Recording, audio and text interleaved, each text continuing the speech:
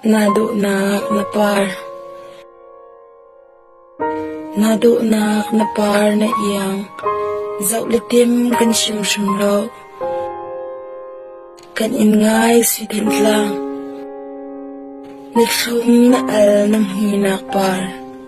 Dim litlen kan shim lo. Kudang tuang dang in kan inlam kan sweet lang. Tuang dang ram dang van kan hailo. Lung diriam te in kan ingom sim na kan sweet lang. Yating ram shing ni phing na tlang zau a. Nazil khitiang ni mi chinlong al hiplau. Kan in kai chan kan go kan sweet lang. Tuang dang ram dang ni zay an in ting ha. Kan ni cha a an iyang khau tu lo. Na sum kun go kan sweet lang. Na tuar in na fak man se sweet lang. Na lung thong ko na mi kan lung adong lo.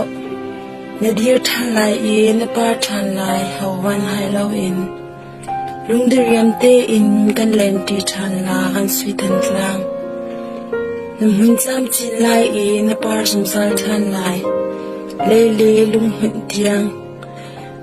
Na sung loi chin ding in kan in dear bi ko kan sweet lang.